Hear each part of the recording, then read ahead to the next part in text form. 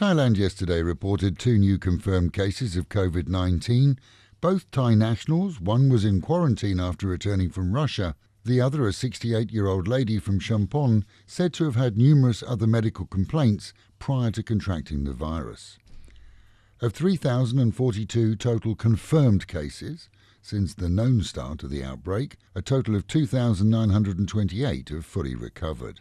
Mobile phone operator AIS has clarified that no personal data with details of customers was leaked during what was said to have been a breach of security system. Reports earlier by a US website claimed that so-called real-time records of billions of phone users had been accessible due to a security breach. The company has stated that a small amount of non-personal information was exposed during a scheduled test this month and was contained quickly. Domestic tourism last year made up some 33% of the combined tourist spend. The rest, of course, came from overseas visitors.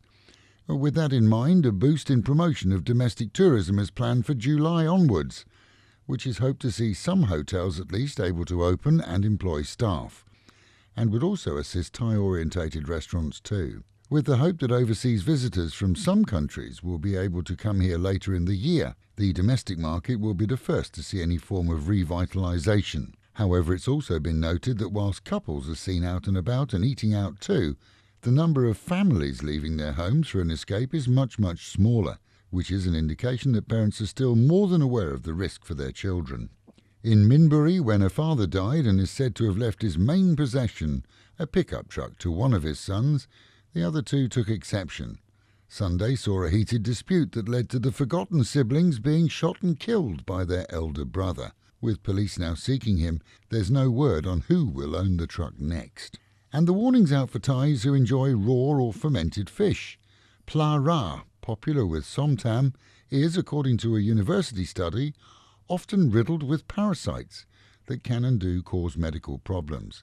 Despite a warning, and it's not a new one, to eat only cooked fish, most are likely to ignore that, as it's a staple diet for millions, especially in the northeast of Thailand.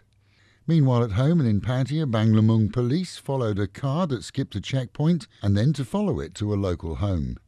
There they discovered 12 others, all heavily into a drug party. The driver's excuse when he was finally stopped was that he was taking a sick person to hospital. Cops weren't convinced, and at the house all were tested for drugs and charged.